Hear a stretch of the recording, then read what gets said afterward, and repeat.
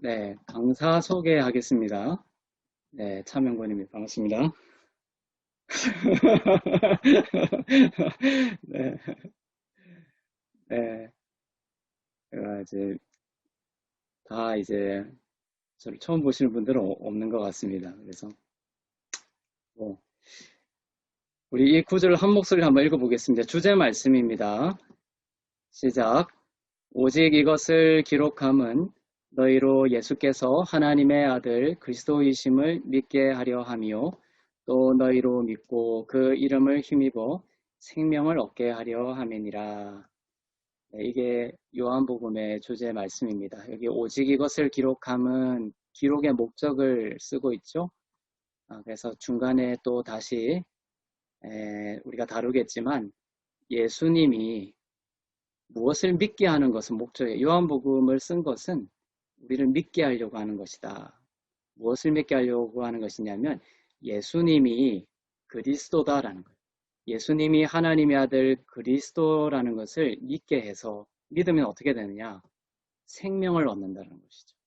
그래서 요한복음을 요한이 쓴 목적은 예수님이 하나님의 아들 그리스도라는 것을 우리가 이 요한복음을 계속 읽으면서 어떤 믿음이 생기냐면 이 예수가 기록된 예수가 하나님의 아들이고 그리스도시구나 라는 믿음을 갖게 된다는 것이죠. 그리고 그걸 믿게 되면 우리가 생명을 얻는다. 요한복음은 그러한 목적으로 썼습니다. PPT 자료 비밀번호가 2031인 이유가 이겁니다. 주제 말씀이 요한복음 20장 31절이기 때문에 PPT 비밀번호가 2031입니다.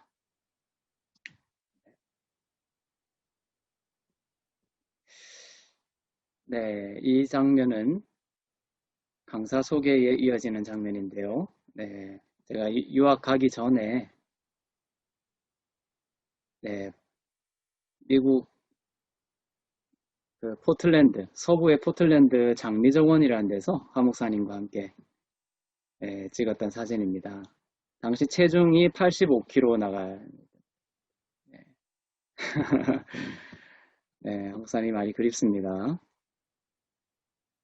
이것도 이제 유학 시절 때 주말에 네, LA 북쪽의 실버우드 레이크라는 곳에서 이렇게 이제 시간 여유를 즐기던 그런 장면입니다. 너무나 이게 아름답습니다.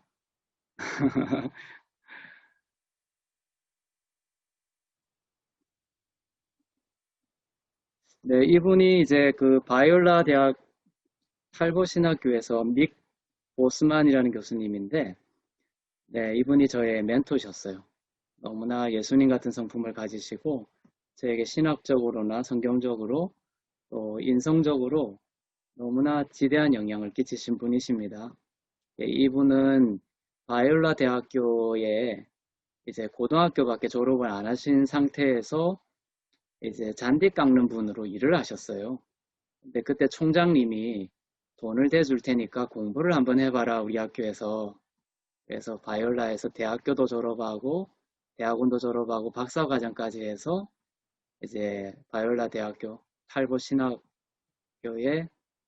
그 교수님까지 되신 분이세요. 그래서 이분이 아주 좋은 저한테 멘토였고, 은혜 복음을 제가 찾아가는데 좋은 이정표를 만들어주신 분입니다. 지금은 나 이제, 어떻게 가야 되는지 몰라. 네가 꺼줘. 네, 이제 저번 달 말로 이제 은퇴하시고 지금은 졸업생들을 관리하는 응. 아, 연락을 주고받는 그런 야. 역할을 사역을 하고 계세요. 응.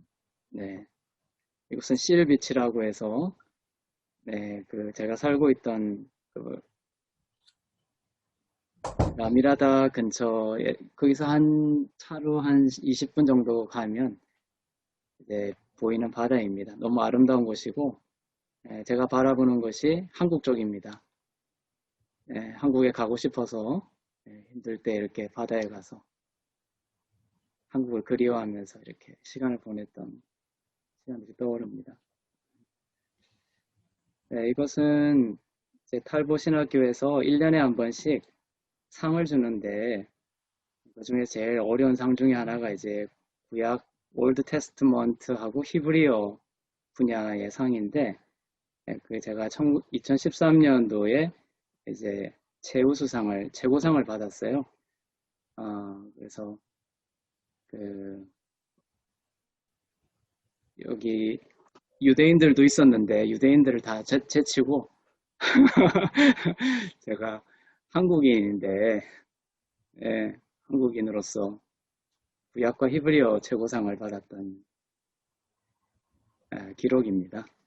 그래서 여기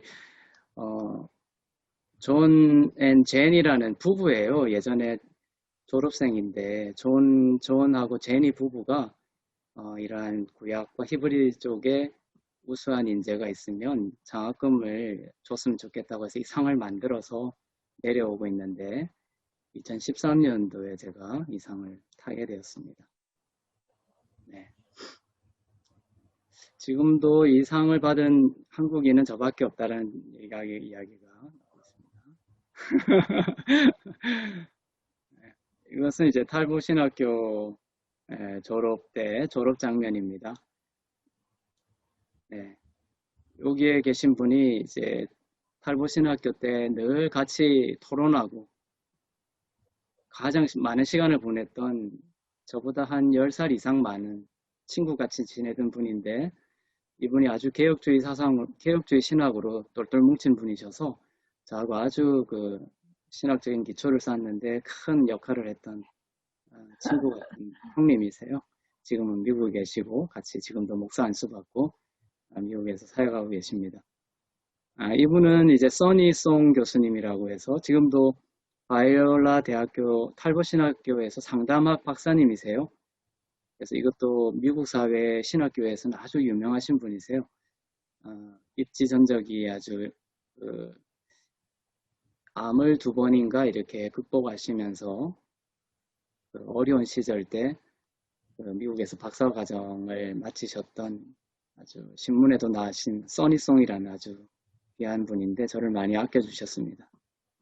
이제 아내고 제가 미국에서 또 이쪽 분들은 하트 테이블이라고 토요일마다 모여서 그 자유로운 주제로 성경적 관점에서 어떤 질문이든지 받고 그게 성경적인 토론과 답을 나누었던 그런 하트 테이블이라는 모임을 했었습니다. 토요일마다. 그때 멤버가 한 10명 안으로 있었는데 그 중에 우리 김종원 지금은 권사님이고 카렌 권사님 이런 분들이 같이 사역을 했었습니다. 사실 하트교회의 전신이라고도 볼 수가 있죠. 하트교회가 세워진 그 이름이 사실 여기 하트 테이블에서 처음에 나왔었습니다. 네. 아내가 자기 소개는 1분 안에 끝내라고 그래가지고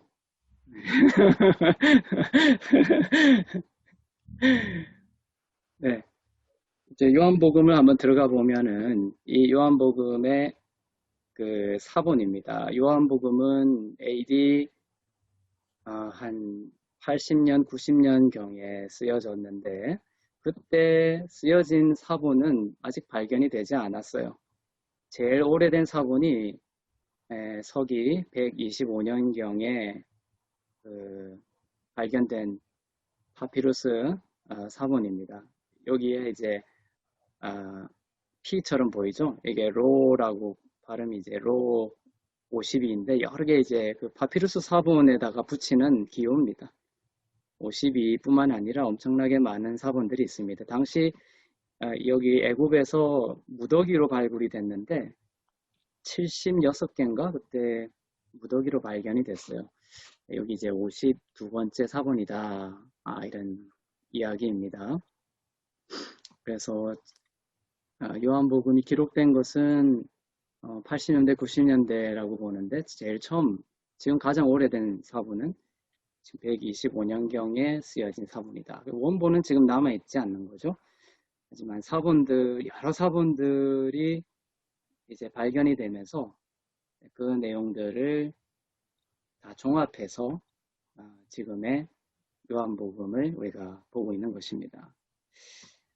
이것이 애굽에서 발견됐던, 이집트에서 발견됐던 그 제일 오래된 사본인데, 이쪽과 이 왼쪽에 있는 사본의 내용들은 요한복음 18장 31절에서 33절의 내용들이 기록이 되어 있고, 오른쪽은 요한복음 18장 37절, 38절이란 내용들이 기록이 되어 있습니다.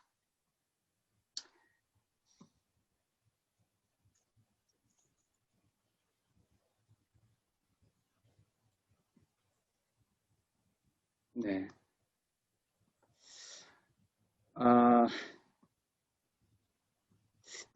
이제 히브리어인데요, 이것이. 이제 왜 이 다바르라는 것을 왜 먼저 제가 띄우냐 하면은, 일련 순서가 이렇게 됩니다. 다바르입니다.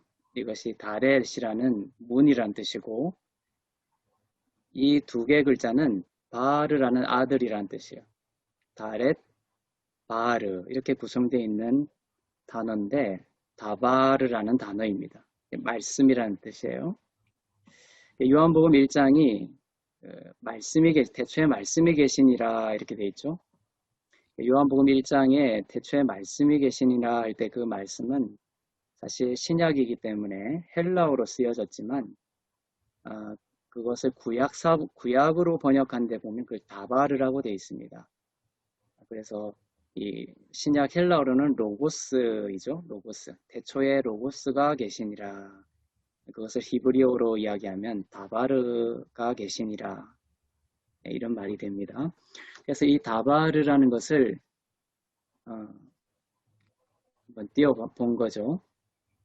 그래서 말씀이라는 히브리어 안에 어떤 의미가 있는지, 그것은 말씀이 어떤 내용으로 구성이 되어 있느냐. 그것은 아들로 들어가는 문이다.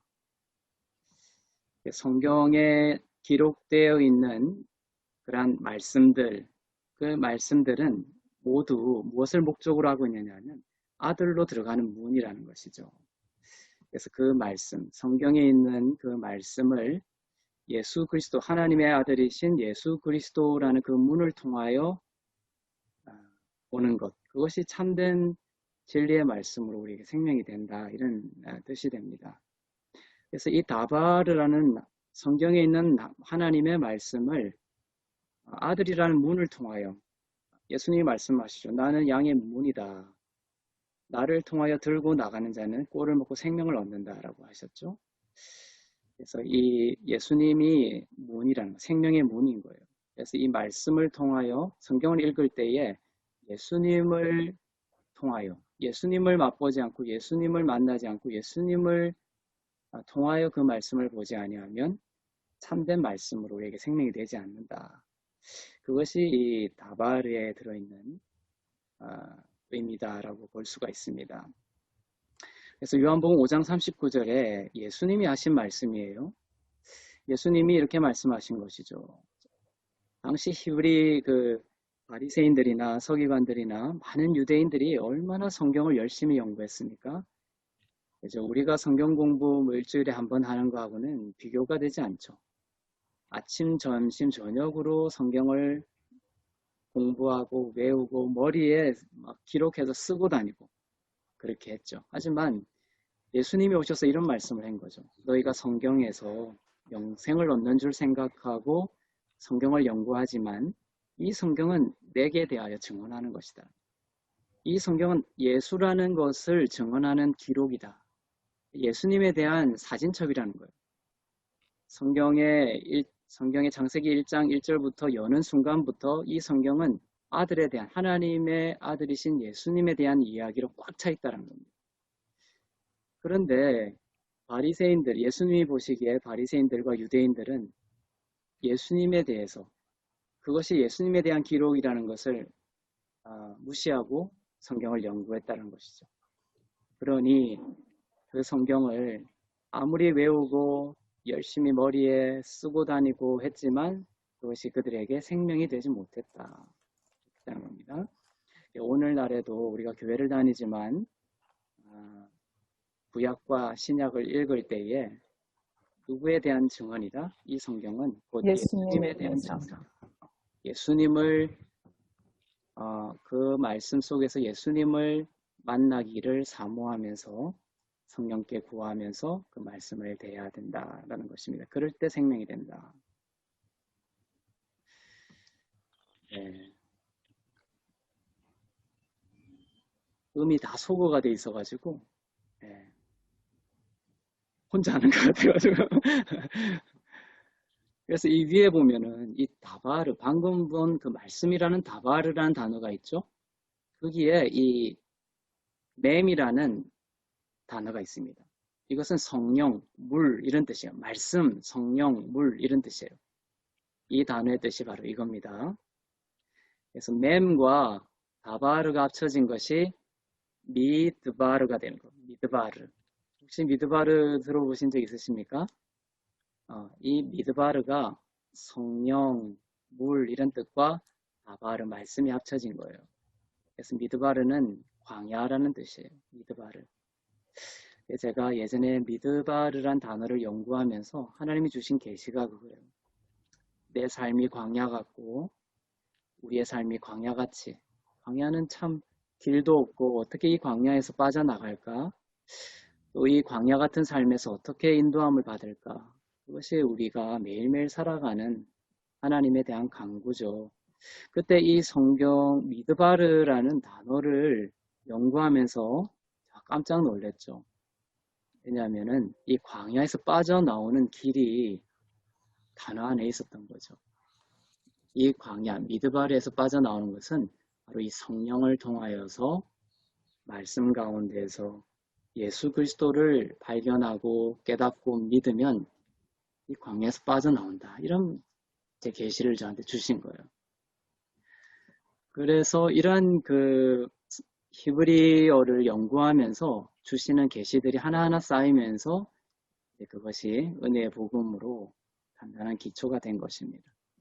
그래서 여러분들도 이 미드바르 광야 같은 삶을 살고 거기에서 길을 찾고 또 하나님의 음성을 듣고 어떻게 그 광야에서 빠져나오고 참된 길로 인도함 받을지 그러한 간구가 있다면 이 미드바르란 단어 안에 숨어있는 뜻처럼 바로 성령께 간구하는 것, 성령을 통하여서 그 말씀 다바르 속에서 하나님의 아들을 발견하고 그분을 즐거워하고 그분을 믿음으로 받을 때에 여러분들은 광야에서 길을 찾고 또한 그 광야에서 벗어나는 생명의 길이 될 줄로 믿습니다.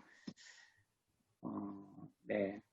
그 다음에 이 창세기 1장 예수님이 이렇게 말씀하셨죠. 너희가 성경에서 영생을 얻는 줄 생각하고 성경을 많이 연구하지만 이 성경은 다 나에 대한 이야기다라고 하셨어요. 그러면 창세기 1장 1절을 예로 한번 볼까요? 창세기 1장 1절은 어떻게 시작하냐면은 히브리어는 왼쪽에서 오른쪽으로 읽지 않고 오른쪽에서 왼쪽으로 읽습니다. 읽는 방법이 틀립니다. 그래서 이 구약을 읽을 때는 이 히브리어인데 구약은 히브리어로 되어 있고 신약은 헬라어로 되어 있습니다. 이 구약 히브리어는 오른쪽부터 있습니다. 그래서 성경 66권의 제일 첫 단어가 이 단어입니다. 알파벳, 히브리어 알파벳이 22개로 되어 있는데 거기 제일 첫 단어가 알파벳이 알레프고 그 두 번째 영어의 B에 해당하는 단어예요. 베트라는 단어입니다. 베트. 집이라는 뜻이에요. 그래서 성경의 가장 그 첫 단어는 베트입니다. 베트. 성전을 뜻하죠. 성전. 그래서 성경의 목적은 이렇게도 볼 수가 있는 거예요. 이 베트로 시작한다는 말은 이 땅에 그림자로 주신 돌 성전을 전부 무너뜨리고 예수님께서 참 성전으로 오셔서 그를 믿는 모든 자를 성전되게 하시는 이야기다. 이렇게 볼 수가 있는 거예요. 이게 첫 단어인데 알파벳 두 개를 이렇게 묶어보면 뭐가 됩니까? 두 개를 묶어보면 여기 보이죠? 바르란 단어로 시작하는 거예요. 성경이. 바르. 그래서 성경은 베트라는 성전이라는 뜻으로 시작할 수도 성경 베트라는 성전으로 시작한다고도 볼 수 있지만 그다음에 바르라는 하나님의 아들이라는 단어로 시작한다라고도 볼 수 있는 거예요. 그러니까 예수님이 이 성경은 내게 대하여 증언하는 것이다. 이런 것처럼 성경은 뭐다? 바로 바르, 하나님의 아들에 대한 이야기라는 것을 보여줍니다. 네. 이것이 바르입니다. 아들.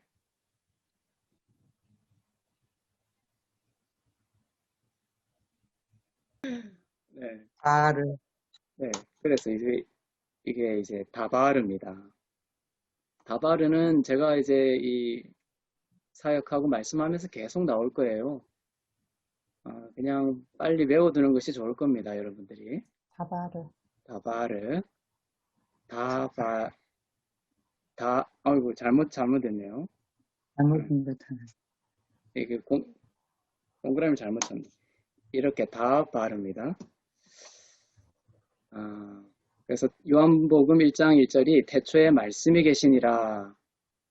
이 말씀이 바로 히브리어로는 다바르다. 그리고 헬라어로는 로고스다. 이렇게 기록이 되어 있어요. 네. 근데 성경에 그 요한복음 1장 1절에 이 말씀이 계신데 이 말씀은 바로 하나님이시다. 이 말씀이 바로 예수님이시죠. 하나님이신 예수님을 뜻합니다.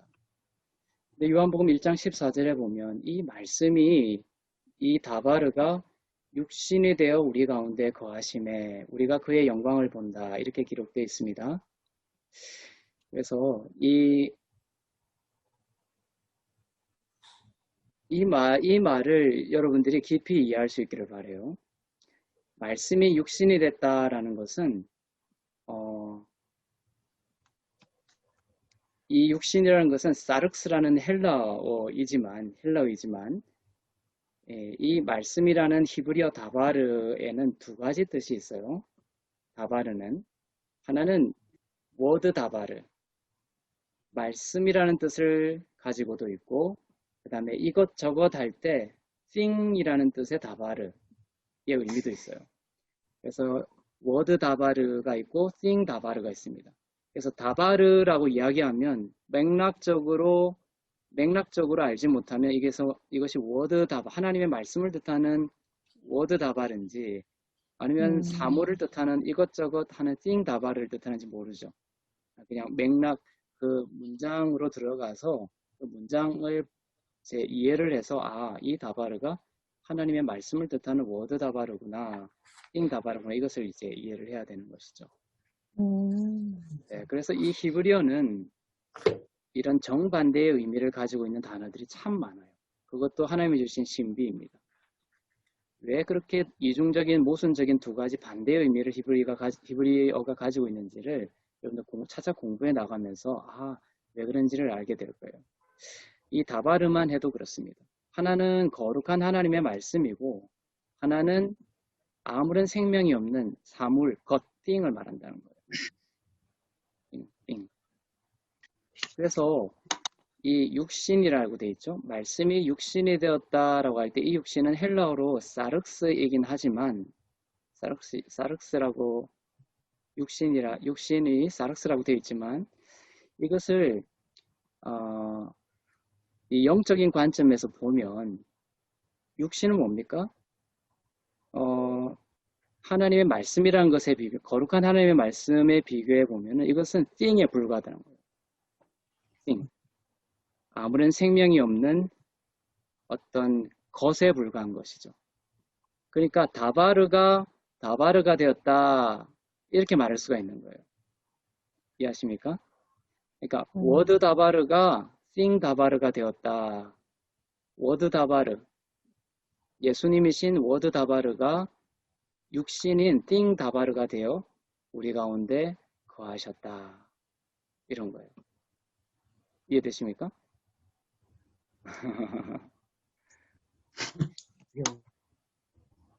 네. 그러니까 이 말씀이 육신이 됐다는 것은 엄청난 예수님의 자기 비하, 자기 포기를 의미하는 거예요. 하나님의 영광의 보좌에 앉아 계신 거룩한 하나님의 말씀 다바르가, 워드 다바르가 이 땅에 아무것도 아닌 먼지와도 같은 육신, 띵 다바르, 그것이 돼버렸다는 거죠. 그것이 돼버렸다. 그것이 이 성육신 가운데 들어있는 예수님의 자기 비하요 또 사랑이다 라는 겁니다.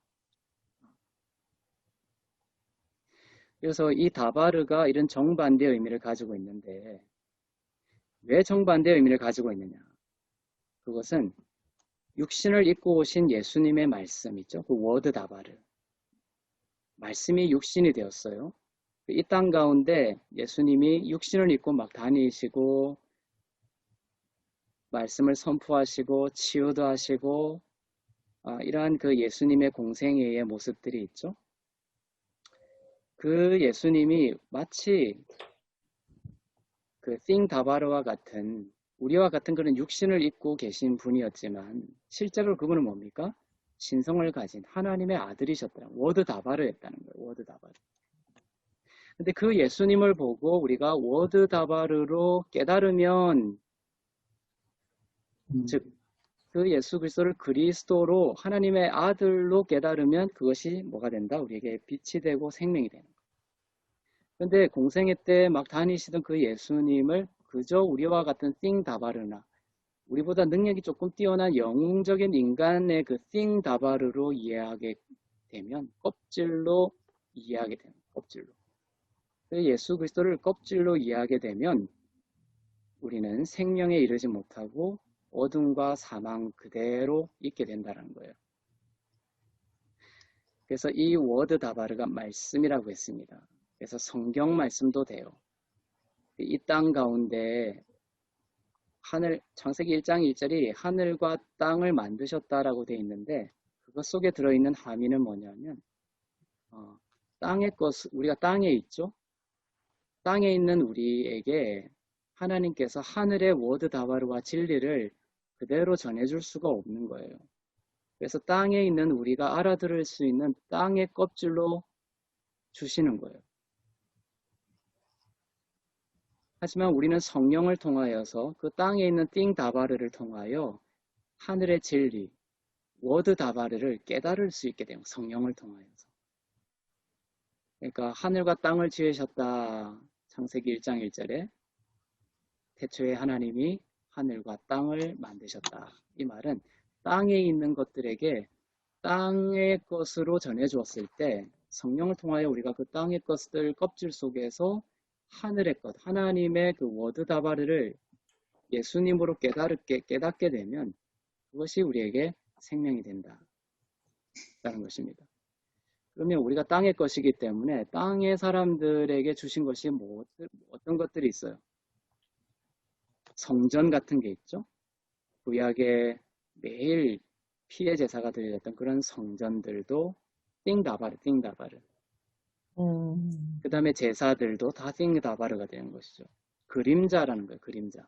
그것을 그림자를 실체처럼 받아들이면 생명이 안 되고 어둠 그대로 있는 거예요. 예수도 띵다바르예요. 예수도. 그러니까 예수라는 그 당시의 예수라는 이름은 제가 큐티에도 이야기했지만 서울에서 김씨 찾는 것처럼 너무너무 많은 사람들이 예수라는 이름을 가지고 있었어요. 사람 예수를 말하죠. 그래서 그 예수님을 우리가 바라볼 때에 그냥 땅에 있는 예수로 껍질로 받으면 아무런 생명이 없다라는 거예요. 그냥 이적과 기사를 넘치게 펼쳐 보이시는 하나의 그 메시아 선지자적 그런 영웅적인 하나의 인간으로 보면은 그것은 우리에게 워드 다바르가 되지 못해서 띵 다바르로 우리가 받는 것이고 껍질로 받는 것이고 우리가 어둠과 사망에 그대로 있는 것이다. 그러니까 성전도 띵 다바르요. 예수 자체, 인간 예수 자체도 띵 다바르죠. 그 다음에 뭡니까? 성경도 띵 다바르라고 볼 수가 있나? 성경도. 왜냐하면은 유대인들이 그 성경을 달달 외우고 얼마나 많은 학자들이 있고 연구를 했습니까? 그렇지만 그들이 그 안에서 그 껍질 속에서 워드 다바르 예수님을 깨닫지 못하니까 그들은 하나님을 진정 알지 못하는 자들이었고 그렇게 평가되었고 그들은 생명에 이르지 못했던 것이죠. 그러니까 여러분들이 이 성경을 가지고 있지만 이 성경을 그냥 껍질로 읽으면은 이 성경이 여러분들을 우리를 죽음으로 몰고 가게 된다는 거예요. 아무런 생명이 못된 유대인들처럼. 그래서 이 성경도 띵다바르다.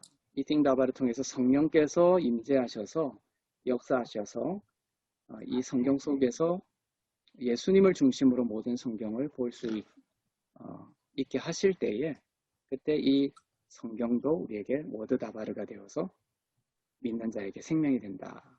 주여. 네. 이해되십니까? 네. 네. 네. 네. 질문이 있습니다. 네네. 우리 아까 네, 소고 해제하시고 질문해 주세요. 네. 질문이 있습니다. 네. 그러면 그 요한복음 1장 14절에 네. 지금 띄우신 그 자료에 보면은 말씀 워드 다바르가 육신 그 띵다바르가 되어서 우리 가운데 거하심에 네. 우리가 그 영광을 보니 이렇게 되어 있잖아요. 그렇죠. 네, 목사님 웃으세요. 질문 다 안 끝났는데. 아니 이제 어떤 질문 하실지 그냥 예측이 돼서. 그런데 그러면 네. 우리가 그의 영광을 본다는 것은 워드 다바르가 띵다바르가 되셔서 오신 그 띵다바르를 우리가 보면서 그의 영광을 본다는 말씀을 지금 요한이 기록한 걸로 보면 지금 말씀하신 것처럼 비록 육신의 옷을 입고 오신 예수님의 띵다바르를 보면서도 그 속에 있는 껍질이 아니라 그 속에 있는 빛이신 그 네. 워드 다바르를 우리가 보기 때문에 그의 영광을 본다는 표현을 쓴 거로 보면 되는 건가요? 첫 번째 질문.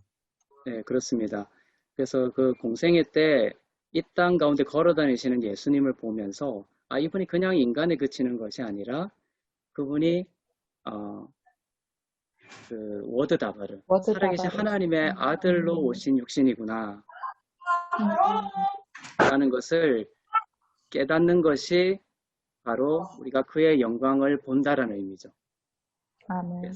그래서 영광이라는 의미 자체가 그러니까 그게 두 번째 질문이 그거였습니다. 네, 영광이라는 것 자체가 쉽게 이야기하면요.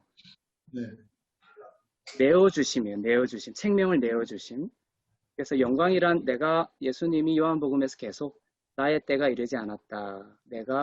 나의 때가 내가 영광을 받을 때가 아직 이르지 않았다. 이렇게 돼 있죠. 영광을 받을 때. 근데 주님이 십자가를 지실 때 요한복음 17장에는 이렇게 얘기하세요. 이제 내가 영광을 받을 때가 되었다. 그러니까 십자가에서 죽으시는 것이 예수님께는 영광이었다는 것이죠. 그래서 예수님께는 신에게 있어서는 인간에게 영광이라는 인간과의 관계 속에서 예수님께 영광이라는 것은 우리에게 자신의 생명을 내어줄 때 예수님은 영광 받으신다는 것이죠. 영광을 받으신. 네. 그래서 우리가 그의 영광을 본다 이 말은 뭐냐면은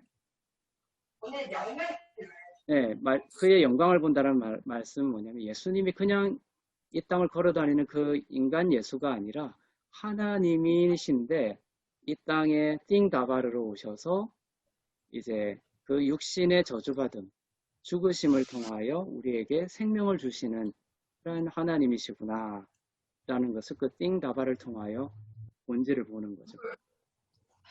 그러면 네. 그 영광이라는 뜻이 내어준다는 뜻이라면 그러면 주님께서 영광을 받으시는 것이 주님을 내어주시는 거라면 주님의 뭘 내어주시는 거예요?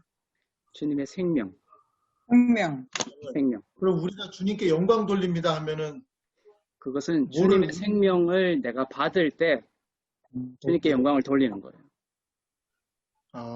알겠습니다. 그러니까 내가 지금 지치고 상하고 질병에 들려있고 우울증에 걸려있고 그래요.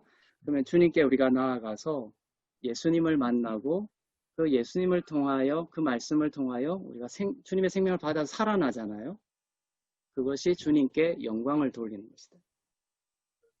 그러니까 헌금 많이 내고 봉사 많이 하고 이게 영광을 돌리는 삶의 본질이 아니고 주님의 생명을 받아서 신의 그 생명 빼앗기는 그 과정을 통해서 우리가 그 생명 받아서 살아날 때 주님은 영광을 받으신다. 네. 그래서 주님께 영광을 돌리는 삶을 살고 싶으시면 여러분들은 계속 주님께 나와서 주님의 생명을 받아 살아나면 주님께 영광이 되는 삶. 아멘. 그리고 그 테이어의 그 성경 사전이라는 그 유대인 학자의 사전을 보면 이 영광이라는 단어의 그 definition이 정의가 여러 개가 있는데 그런 구절도 있어요. good opinion. 좋은 의견. 좋은 의견. 그러니까 하나님이 우리에게 영광을 주셨다 이 말 속엔 유대인적 관점은 뭐냐면은 하나님이 우리에게 이제는 나쁜 의견이 아니라 좋은 의견을 갖게 되셨다. 너는 버림받은 자가 아니라 헵시바요 뿔라. 이제는 더 이상 황무지가 아니요 나의 거룩한 신부요 나의 교회요 나의 성전이요. 이렇게 주님께서 예수님 때문에 우리를 어떻게 보시면 굿 오피니언, 좋은 의견을 우리에게 관점을 가지게 된 거죠. 우리에게. 구약적인 율법 아래에서는 우리가 저주받은 인생이요 심판받을 자였고 사망의 자녀된 자였지만 이제는 예수님 때문에 우리에게 영광을 주신다라는 말은 예수님 안에서 이제 하나님께서 하나님이 예수님에게 가진 그 오피니언, 그 관점처럼 우리를 똑같이 우리를 바라보시고 우리를 다루신다. 이런 말이 영광 속에 들어가 있다. 그래서 우리가 주님의 영광을 봅니다. 주님 영광 받으시옵소서 이런 말을 할 때에 우리의 영 가운데 어떤 마음이 있었냐면 하나님께서 주님 안에서 나를 너무너무나 아름답게 보고 계시구나 이런 말이 주님께 영광 돌립니다라는 찬양 속에 솟아나야 된다는 것이죠.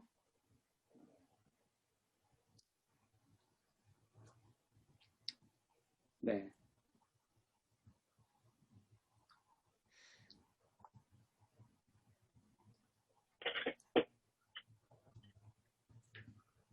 그래서 빛이 어둠에 비치되 어둠이 깨닫지 못하더라 이런 구절이 있어요.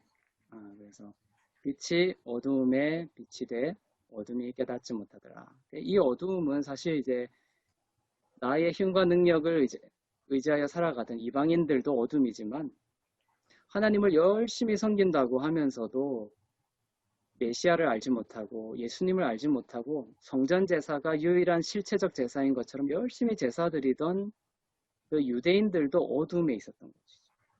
어둠. 근데 그 어둠이 빛이 예수 실체가 오셨는데 깨닫지 못하는 거예요.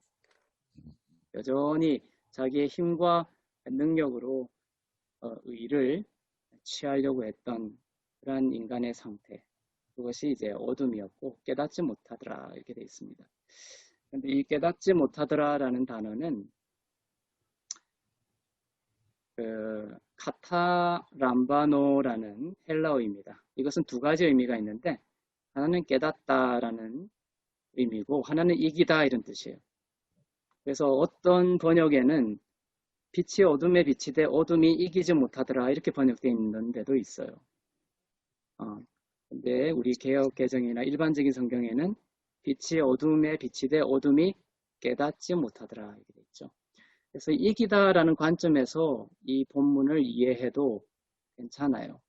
왜냐하면 우리의 신앙, 예수님을 믿을 때의 모습, 여정이 그대로 담겨 있거든요. 뭐냐면 예수님이 여러분의 삶 가운데 제일 처음 찾아오셨을 때 여러분들이 어떻게 했습니까? 그 빛을 받아들이지 않고 어둠인 여러분이 빛을 이기려고 그랬죠. 내 삶이 좋고 그죠? 내 어둠이 그 빛을 그냥 굴복하고 빛을 받아들이지 않고 이 어둠이 빛을 막 이기려고 했던 거죠. 그 어둠이 그렇지만 하나님께서 여러분들을 택정하시고 하나님의 자녀로 예정하셨던 분들은 그 이기지 못함이 오래가지 못한다는 거예요. 그래서 결국 빛이 어둠에 빛이 돼 여러분들은 어떤 삶을 사시게 된 거예요. 이제 그 여러분 어둠이었던 여러분이 결국 그 빛을 이기지 못한 상황에 이르게 된 거죠. 그리고 예수님을 받아들이게 된 것입니다.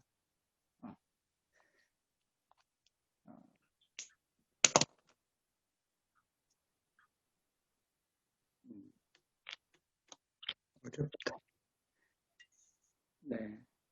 그래서 아까 우리가 그 주제 말씀, 네. 주제 말씀이 요한복음 20장 31절이라고 했죠. 이 요한복음의 목적은 예수가 누구다? 하나님의 아들이시면서 그리스도라는 것을 깨닫고 믿어서 생명을 얻게 하는 것이 목적이라고 했죠. 그러니까 아까 1장 1절에 그 나오는 다바르라는 관점에서 얘기해 보면 뭡니까? 예수라는 그 띵 다바르를 통하여서 실체이신 워드 다바르, 그분이 기름 부음 받으신 하나님의 아들 그리스도라는 것을 깨달은. 그래서 왜 이런 말이 있냐면 당시에 이 요한복음을 기록할 때에 그 아리우스라는 그 사람이 나중에 이야기한 것처럼 이 예수가 그냥 인간에 불과하다라는 주장이 관점들이 팽배했거든요. 요한복음의 많은 사람들, 예수님을 믿고 따르던 사람 외에는 전부 예수가 그저 인간 예수에 불과하다라고 생각했던 거죠. 그래서 요한복음이 이제 기록이 되면서 거기에 나오는 수많은 기적과 7가지 기적과 7가지 나는 누구다라는 자기 정체성을 주님께서 밝히시죠. 그리고 많은 강화들이 있습니다. 대화들이 있습니다. 디스코스. 그러한 요한복음의 기적과 강화와 대화와 기록들을 보면서 그 띵다바르가 많은 사람들이 생각했던 눈에 보이는 띵다바르가 그게 그치는 것이 아니라 바로 이 땅 가운데 오셔서 띵다바르가 되심으로 저주를 받으셔서 우리에게 생명 주시는 하나님의 아들이신 그 그리스도라는 것을 깨닫게 하는데 그것을 깨달으면 바로 믿으면 우리가 생명을 얻게 된다는 것입니다. 이것은 당시의 그러한 상황에 그치는 것이 아니라 오늘 우리가 매일 하는 그 큐티 속에서도 그대로 적용이 되는 말씀이에요. 요즘 예레미야서 하잖아요. 그 구약의 이 구절들을 읽으면서 그것을 구약적인 관점에서 그냥 그대로 먹으면은 그 띵다바르로 먹는 거예요. 띵다바르. 율법 아래에 있기 때문에 있는 시대에 있기 때문에 율법적으로 자꾸만 선포하죠. 선지자들이 이것 하지 아니하면 저주받고 이것 지키면 축복받고 이것이 그 율법의 큰 패러다임입니다. 그럼 그러한 관점에서 이스라엘 백성들은 끊임없이 그 율법을 지키지 못함으로 인하여 네, 그 저주 아래에 있게 되는데 네, 그러한 구약들을 보면서 우리가 오늘날에도 이 예레미야서의 선지자들의 말처럼 지금도 내가 예레미야가 선포하는 말씀처럼 내가 이것 안 지키고 저것 안 지키면 예레미야가 선포하는 그 저주를 또 내가 받는구나라는 이러한 그 구약적 관점으로 그대로 껍질로 받으면 생명이 된다 안 된다? 안 된다는 것이.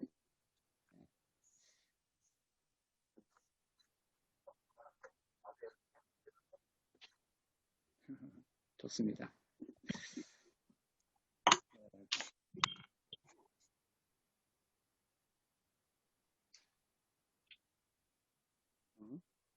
요 14페이지까지만 합시다.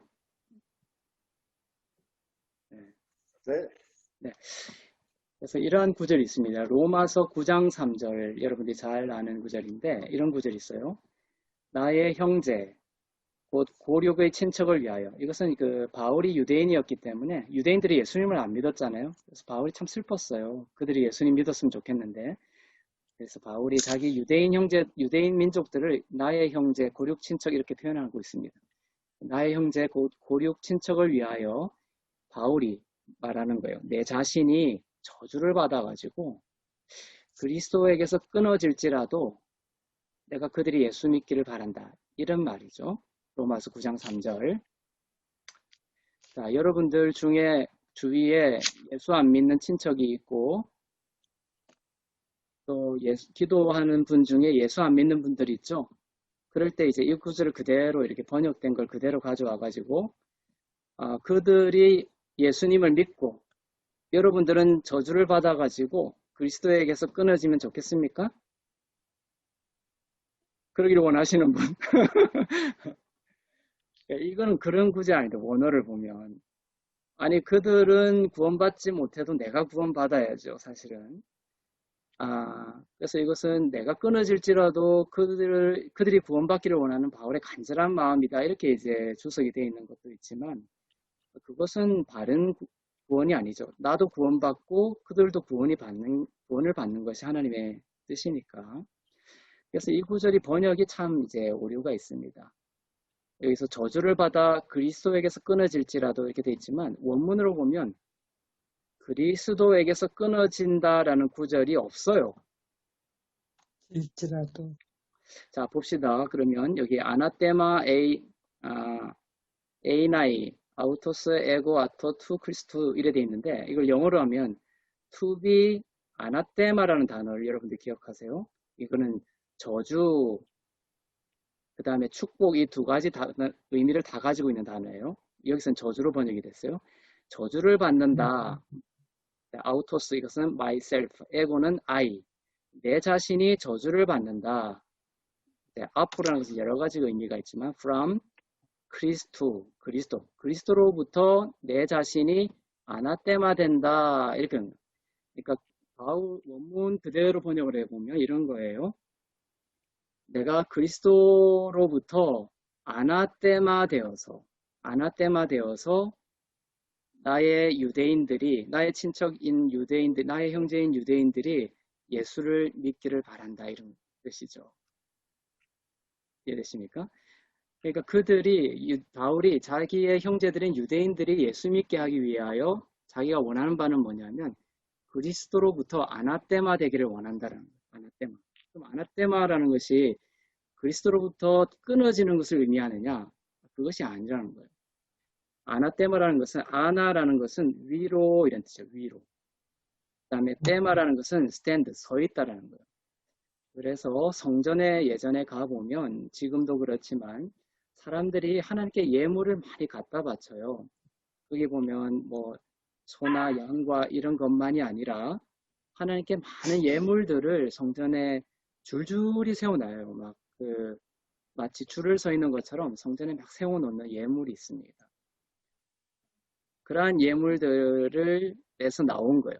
그러니까 성전에서 하나님께 드리는 예물로 줄줄이 위로 서 있던 그러한 예물들이 아나테마죠. 근데 이 예물들 뿐만이 아니라 소나 양이나 그 다음에 염소나 이런 예물들도 마찬가지죠. 그것이 사실 하늘에 드려지기 위하여 위로 서 있는 예물들이라고 볼 수가 있습니다. 그것을 뭐라고 했냐면은 아나테마라는 단어를 어떻게 번역이 거기서부터 나온 의미인데 저주를 받다 이런 의미예요. 저주를 받다. 그리고 그 아나테마라는 단어는 어떤 뜻도 있냐면 축복을 받다 이런 뜻도 있어요. 그러니까 그 성전에 줄줄이 하나님께 드리려고 서 있던 그 예물은 띵다바르들이죠. 실체가 아니고 그림자들이죠. 하나님이 그거 안 받으신다는 거예요, 사실은. 그래서 그것이 참된 축복으로서의 아나테마가 되려면 사실은 그 서 있는 아나테마들이 그림자로서 저주를 받아야 된다. 저주를 받아야 된다. 즉 우리가 축복이 되려면 다바르로서의 예수님이 이 땅 가운데 오셔서 저주를 받으셔서 삭제가 돼요. 사라지셔야 돼요. 죽으셔야 되는 거죠. 그래야 뭡니까? 워드 다바르로서의 예수 그리스도가 부활하셔서 우리가 축복을 받는 자가 되는 것이죠. 그래서 이 아나테마라는 단어는 그리하여 이 저주라는 의미를 가지고 있으면서도 저주받는 동시에 그것은 저주받는 것에 불과한 것이야 라는 것을 깨닫는 자에게 뭐가 된다? 축복이 된다는 뜻이 있는 거예요. 그러니까 바울이 자기의 그 형제들인 유대인들이 예수 믿게 하기 위하여 뭡니까? 자기 자신이 바울 자신은 얼마나 학식도 많고 그죠? 가말리엘의 그 가문에서 최고의 교육을 받았던 우수한 인재였어요. 하지만 바울의 고백은 뭡니까? 나의 지혜는 뭡니까? 다 미련한 것이 되기를 원했고 내가 나타나지 아니하고 예수님의 영광이 나타나기를 원했죠. 자기의 삶을 통하여서. 그러니까 바울은 예전에 유대인들을 죽이러 다니던 예수 그리스도를 믿는 교회를 죽이러 다니던 그런 아주 이렇게 열심히 있던 자였죠. 네. 그래서 이 바울이 자기의 그 위대한 학자적인 명성과 자기의 자질과 자기의 그런 커리어들이 사람들에게 드러나지 아니하고 오직 자기의 그러한 껍질들이 부인됨으로 저주받음으로써 자기 안에 있는 그리스도만이 빛처럼 드러나서 그 자기 안에 자기가 말하고 있는 그 그리스도만을 그들이 받아서 예수 믿기를 원했던 것이죠. 그러니까 바울은 철저히 유대인들 자기 친척들을 형제 유대인 친척들을 예수 믿게 하기 위하여 철저히 자기 부인을 고백했던 구절이다. 이렇게 볼 수 있는 거예요. 우리도 여러분들이 세상적으로 잘 나가는 사람일 수 있습니다. 그죠? 하지만 여러분들의 그 이웃이나 가족이나 이런 사람들을 예수 믿게 하기 위하여 그러한 세상적인 위대함이나 우수함 가지고 나가서는 절대로 그들을 예수 믿게 할 수 없는 거죠. 우선은 뭡니까? 내가 자랑하고자 했던, 내가 세상이 칭송하는 또 내가 의지하고 있는 이런 모든 것들이 뭐가 돼야 된다? 아나떼마다, 저주로서 아나떼마 돼야 된다. 그때 뭡니까? 내 안에 계신 예수 그리스도의 영광이 드러나서 그들이 나를 보는 것이 아니라 내가 선포하고 내 안에서 흘러나오는 그 예수 그리스도의 생명을 보고 그 빛을 보고 그들이 예수 믿는 것. 이것이 참되게 예수 믿는 것이다. 라는 것입니다. 그래서 이 구절, 이러한 설명들을 보면서 이 구절을 다시 보면 정확하게 이해가 될 거예요. 즉, 나의 형제, 내 고륙의 친척을 위하여 나 자신이 그리스도로부터 아나떼마 되기를 원한다. 이해되시죠, 이제? 아나떼마 되기. 네. 그래서 여기서 그리스도에게서 끊어진다는 말이 없어요, 원문에는. 근데 이것이 번역이 돼서, 내 이름이 비록 생명책에서 삭제가 되더라도 저 사람은 구원받기를 원합니다. 이런 그 유의 기도나 사고방식이 성경적이다라고 생각하시면 안 된다는 거. 아셨죠? 그런 구절은 없다. 여러분들도 구원받고 참된 그 구원의 징표를 통하여서 아나떼마 되어서 주위에 있는 사람들도 참된 그리스도만을 보고 구원에 이르기를 여러분들도 원하기를 바랍니다. 그래서 이 사람들이 성전에 갖다 놓았던 그 예물들, 이것이 나의 의로움을 자랑하기 위해 내어놓았던 것들이에요.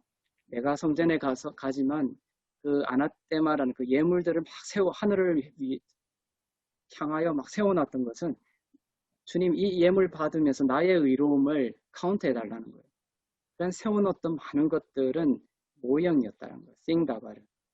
그것은 그런 작은 예물들 뿐만 아니라 소나 양이나 염소나 그 모든 그 제사 예물들도 마찬가지. 이 모든 모형들이 모형으로서 아나떼마, 저주를 받아서 부인되어지고 그것들이 거기서 희생당하던 그 양이 그림자고 그것을 대신하는 실체이신 진리 되신 예수님이 오셔서 나를 위하여 피를 흘려주실 텐데 그 예수를 믿어야 내가 정말로 영원한 죄사함을 받고 이렇게 여김을 받는다라는 그 진리 되신 예수님의 은혜와 생명으로 이해되어질 때 그것이 우리에게 생명이 된다.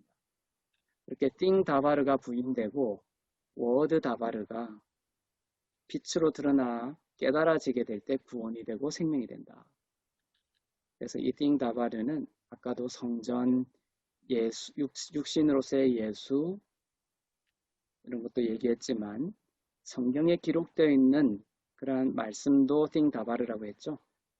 그래서 그 띵다바르가 성경을 볼 때에 그 문자 띵다바르 속에서 워드 다바르 예수 그리스도를 여러분들이 빛으로 만나서 그 예수 그리스도를 먹고 마시고 그분과 오랜 시간을 보내게 되면